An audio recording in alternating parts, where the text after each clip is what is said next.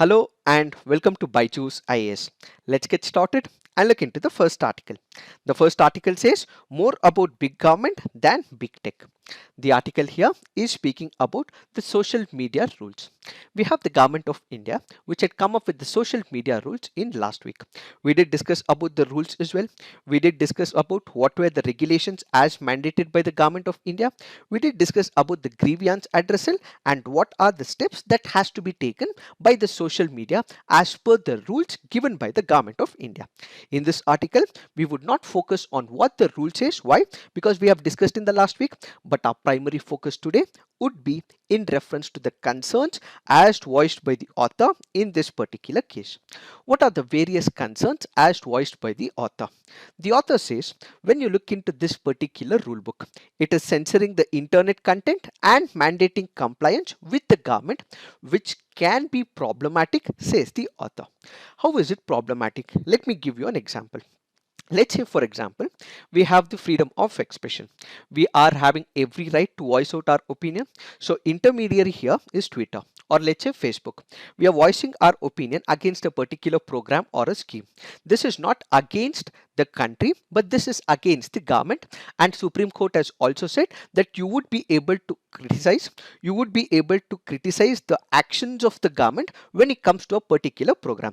So what does an individual do? He has every right to question the government, not the country. He is not asking for the sedition. He is not going against the country, asking people to take up arms against the country, but instead he is criticizing the government because he feels that particular legislation may not be good for the country. So where does he voice his opinion? On Twitter or on Facebook. So who is controlling it? It is the intermediary. It can be Twitter or Facebook. So what is happening? The government will immediately issue an order. This particular order will ask Twitter or Facebook to delete that particular account, or in fact delete that particular tweet as given by the government order. So what is happening here? Because that particular person has voiced an opinion against the government, there is censorship of the internet content, as the intermediary is compelled to actually delete that particular issue, or it is asked to delete that particular person's profile as well. So what is happening here? There is a mandatory compliance which that particular intermediary has to comply by the orders of the government, in spite of it violating some of the fundamental rights like the freedom of expression. The second part of the article speaks about absence of open and public discussion. This is where we have to know one of the concept called as the antenatal publicity. What is this antenatal publicity? Let me give you an example. Let's say, for example, we have the farm bills. So which is the community that is impacted by the farm bills? It has to be the farmers. So what should the government do? The government should legislate. It has to come up with rules. These rules will have to be put on the website, or it has to publicize that this is what the rules will be and how it will be implemented. So before the rules comes into existence, before the law is taking into action, what we have is the publicity that has to be given to that particular group which will be impacted by this rule or the legislation. That is what is called as the antenatal publicity. But what is happening under these rules of 2021 in reference to social media? The author in this particular case says that there was absence of open and public discussion, which meant that this particular government in the present scenario did not give antenatal publication, which means there are groups that are impacted. They should have ideally discussed with that particular group, taken their feedback, taken their suggestion. It might have incorporated it or it might not have incorporated it, but ultimately you should have put it out in the public forum so that people could have discussed about it, which means that there is a violation of the antenatal publicity. So what is happening here? There was absence of open and public discussion of all the regulatory powers that were given to the government, which created these rules, where they did not discuss them with those whom it will impact. So what do we have? We have the absence of open and the public discussion, which happens to be the second concern, says this article. The third concern with respect to this issue is the ability to issue rules under a statute, that is, to frame subordinate legislation, is by its nature a limited and a constrained power. Let me elaborate this with examples so that you understand what is this power all about. We have different organs of the state. What do we have? We have the legislature, we have the executive, and we have the judiciary. Let's keep aside the judiciary. Let's look into our focus area, that is legislature and executive.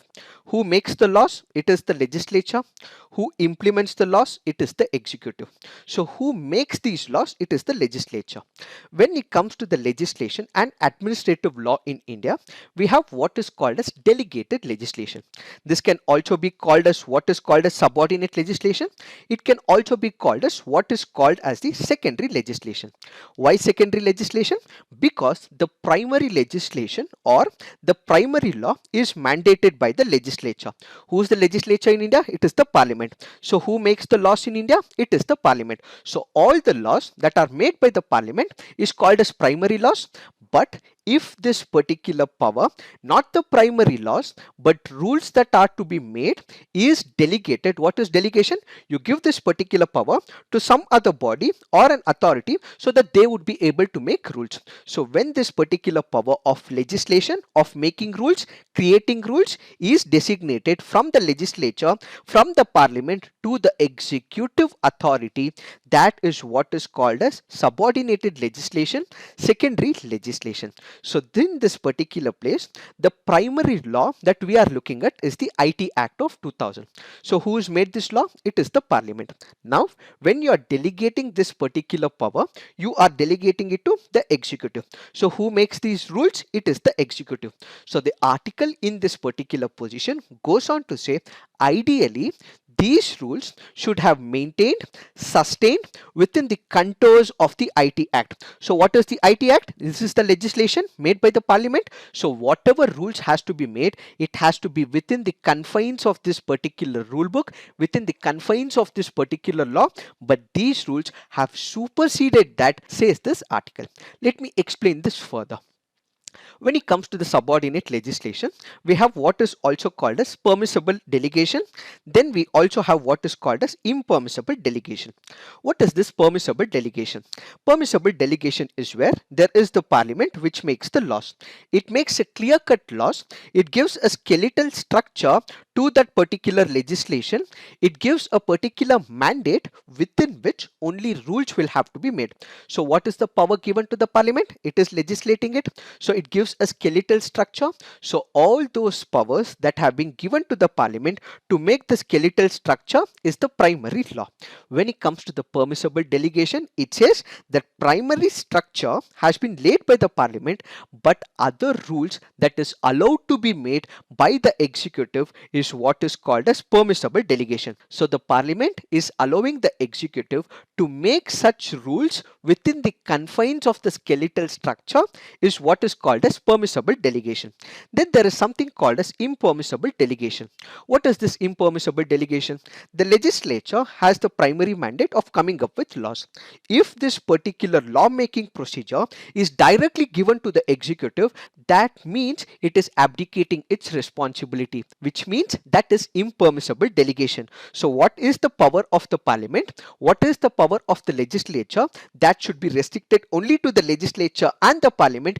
These powers should not be given to the executive to make the rules and the rule book. That is what is called as impermissible legislation. Let's say, for example, there is one of the laws who has the power to repeal a particular law. It is the legislature. Can this power be given to the executive? No. So repealing of a law is the power of the parliament, power of the legislature, which the executive cannot do. That is what is called as impermissible legislation. Then let's say, for example, there is modification. What is a modification? Let's say, for example, there is an amendment. Let's say in the present case we have the IT Act. In case the parliament has to change a particular section, who has that particular power? It is the legislature. Who has that particular power? It is the parliament. So in case there is a core function of a particular legislation, if they have to bring a change within that particular core legislation, who will modify it? It is again the parliament or the legislature. So for the law to repeal it, it is the parliament. For the modification, it is once again the parliament or the legislature. Or let's say, for example, there is a future act which will come up, let's say 1 year, 2 years down the lane. can the rules be applied by the executive once again? No. Why? Because the parliament has still not executed this particular law. So the future acts is once again where the executive will not be able to make the rules. And at the same time, let's say for example, there is a retrospective taxation. When there is a retrospective taxation, who would be able to change it? It is the parliament. So in this particular case, once again, there are restrictions, and this is what is called as impermissible delegation. So all those powers which should be only given to the legislatures and parliament, where they would be able to make changes, is what is called as permissible delegation, and all those areas where they cannot do it, that is what is called as impermissible delegation. The Supreme Court of India in number of cases has said that when it comes to the permissible legislation, we have two important criteria. One, that it delegates only the essential legislative function and not the core function. So the core function and the skeletal function which have to be taken up by the parliament or by the legislature. And at the same time, it cannot abdicate the core responsibility as well. So the skeletal structure, the policy framework, the guidelines should be given by the legislature to the executive. Why are we discussing all this? That is because according to the author, he says in the present situation, when there is an amendment that is made with reference to the IT Act, it has to be the legislature, it has to be the parliament which has to amend it, and only then give this particular power of rule making to the executive. But what has the executive done in the present situation?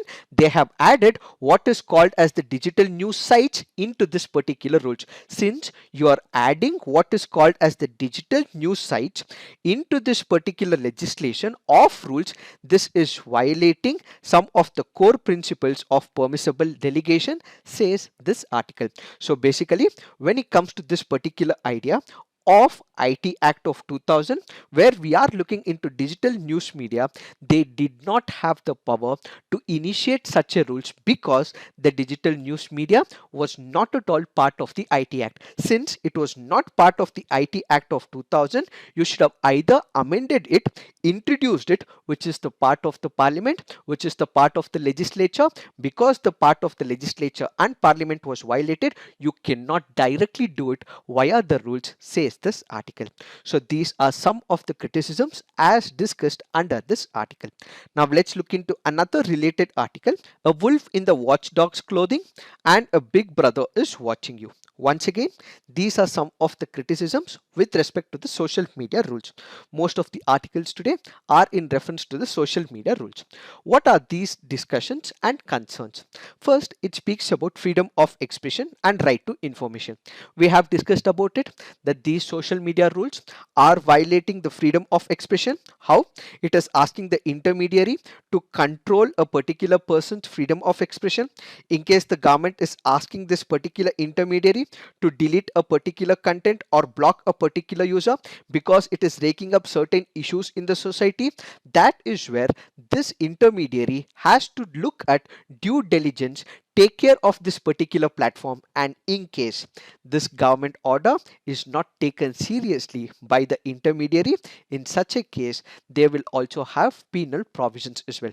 This ultimately means the freedom of expression of that particular user is violated, says this article. Further, it speaks about cumbersome three-tier structure of regulation. What is this process? As we discussed in the social media rules, there is a three-step grievance process.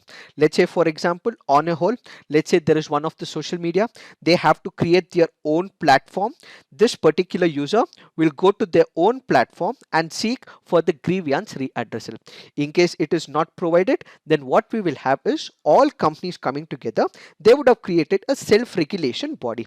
So they will go to this self-regulation body in the second step. In case this self-regulation body is once again not able to address the grievance, then they will go to the government of India. So it is the government of India which would be able to take a position. It would be able to take that particular call and ask the user or the social media platform to regulate the content or a particular video. So what is happening here? It's a long drawn process.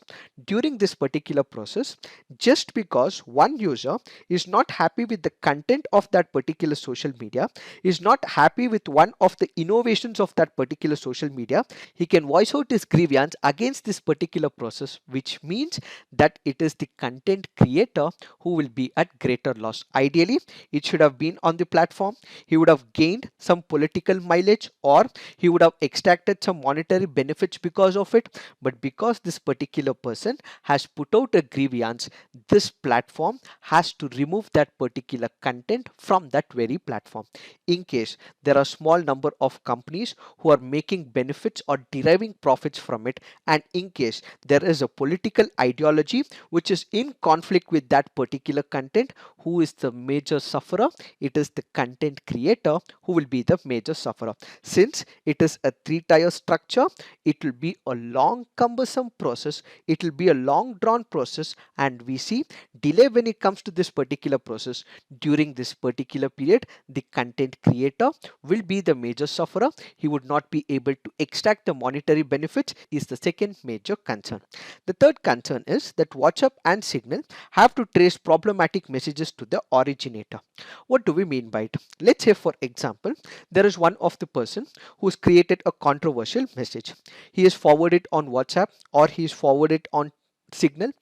This particular issue has become such a nuisance in the society that it might create social instability, or it might create ruckus and chaos in the society. So what would happen? This particular person whose intention we do not know, and whose intention or agenda we do not know, but it has to be found out by the government. How will the government do it?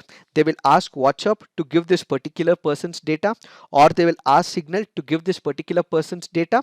But what is the major issue? The major issue is in terms of encryption. So whenever there is encryption and when there is user to user communication that is happening, how can this particular encryption, where that particular company has given promise of privacy to that particular user, give this particular data to the government? Which is what is the third major concern, says this article. And at the same time, another view can also be that public importance, it can take over the private importance or the privacy of a person. In case it is creating a ruckus and a problem in the society, public interest will take an upper precedent without the private concern, is another side of the argument. Finally, the author brings out another argument saying the citizens still do not have a data privacy law to guard themselves against data issues. So how is the government going to regulate these issues of data, is what is that we have to understand in reference to both these articles given in the Hindu. Now let's look into the next article. This article says PM calls for water conservation drive. This is an article which is important from the environment and ecology perspective. We have the Prime Minister of India in his Mann Ki Baat has spoken about conservation of water. When does India receive maximum amount of water? Especially this is of concern for the southern part of India, where you have southern states like Karnataka, Tamil Nadu, Kerala, Telangana, Andhra Pradesh, where they do not have the perennial rivers, and they most of the times will have to keep up and conserve the water because they get their water primarily during the summer season. When do we get heavy rains?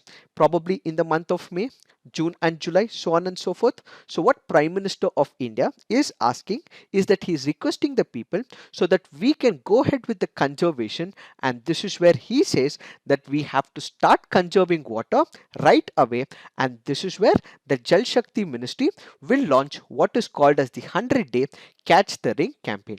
So what is the theme of this particular program? The main theme is to catch the rain, where it falls and when it falls. So he says since most of India receive rainfalls in May and June, we can start with this particular campaign by cleaning all the resources where we are going to save the water, and ultimately we have to conserve the water, says the Prime Minister of India. In this particular backdrop, we have to know that there have been some of the traditional water conservation projects. What are these water conservation projects which have been in existence in the history and it continues to be present? So we have to understand can we use these traditional aspects of conservation into the modern Indian developmental process? First important conservation plan is what is called as Nadi. Nadi is found near Jodhpur in Rajasthan. These nadis are village ponds that store rainwater collected from the adjoining natural catchment areas. This is one of the traditional conservation programs that which is present in Rajasthan. Next we have what is called as ERI. The ERI is nothing but the tank system of Tamil Nadu, which is one of the oldest water management systems in India. Now when we look into the state of Tamil Nadu, when does it get its rainfall? Let's try and understand about it. As we have discussed in the past, we have the southwest monsoon, which is about wind direction. So we have the Arabian Sea branch. We also have the Bay of Bengal branch. When it comes to the Arabian Sea branch, the wind is drifting and it moves into the regions and it provides rainfall to the state of Kerala. It provides rainfall to the state of Karnataka and to many other states like Maharashtra, so on and so forth. But when we look into the southwest monsoon, the wind direction is such that it evades the state of Tamil Nadu, and the southwest monsoon does not bring rainfall to Tamil Nadu as a state. Now the question is, how does Tamil Nadu get the rainfall? That is through what is called as retreating winds. So when we have retreating winds or winds moving in the opposite direction, which is in the month of October, November and December, what it also carries is the moisture from the Bay of Bengal. So it is during the retreating season is where Tamil Nadu will get its rainfall. So most of the states in India get the rainfall during the southwest monsoon, but it is Tamil Nadu which gets this particular rainfall only during retreation. So what we have to understand is the fact that Tamil Nadu as a region might not have enough amount of water when it comes to the summer season. So what we require is an alternative system. That is where we can go back to one of the historical or the traditional system of saving water. So what do we have is this particular area or the tank system, which will act as the flood control system, prevent soil erosion, prevent the wastage of rainwater during periods of heavy rainfall, and also continues to recharge the groundwater. So this particular system is very important for the state of Tamil Nadu. Then we have another traditional system called as Tanka. It is a traditional rainwater harvesting technology indigenous to the Thar desert region of Rajasthan. A Tanka is a cylindrical paved underground pit into which rainwater from the rooftops, courtyards or artificially prepared catchment flows into this region. So these are some of the examples of conservation of rainwater. There are other set of examples as well. Please look into them and put it on our comment section. Now let's look into the next article. This article says in Nagaland an itch to revive prickly cages for lawbreakers. This article is just an awareness perspective. You don't have to dig deep into it. There are something called as the customary laws when it comes to Nagaland. These customary laws have ensured that there are some practices which has remained alive in the state of Nagaland. One such practice that we are speaking about is the traditional form of punishment that we witness in the state of Nagaland. What exactly happens? We have the rules. We have the Indian Penal Code that in case there is a person who's committed an act, Indian Penal Code will take care of it and penal provisions will be enforced on this person. But apart from this, there are social customs that is prevalent in a particular region where we are focusing currently on the state of Nagaland. Let's say there is a particular person from the region of Nagaland. He has violated some of the social customs in that particular region. So what he would be asked to do is to stay in one of the roofs where this particular roof is built from one of the wood, which can result in itchy skin. So what will happen? This particular roof or this particular wooden house will be built in such a place that most of the people would be able to see who this person who's violated the social laws and customs in that particular place. So because it is about the reputation of the person, because it is about the reputation of the family, because it is about the reputation of his clan in such a position, because he would feel major embarrassment as a result, this particular person may not commit such an act, says this customary law. So because there are customary laws, because there are rules that are violated as per the customs of Nagaland, this is how they punish is one such example. It is this that we have to understand in reference to this article. Now let's look into the next article. This article says spurring a reawakening with the National Science Day. The National Science Day, as we have discussed, is celebrated on the 28th of February. This is celebrated because on this day in 1928 we have C.V. Raman sir who was able to discover the Raman effect. Because to commemorate the Raman effect, we have the National Science Day, which is celebrated every year. This article is of importance, but we have already discussed this in our last week's CNA, so kindly look into it, and for the sake of understanding you may go through this particular article as well. Now let's look into the mains practice questions. What is delegated legislation? What are the differences between permissible delegation and impermissible delegation? Next question, discuss some of the traditional water conservation systems in India and analyze their reliability in modern India.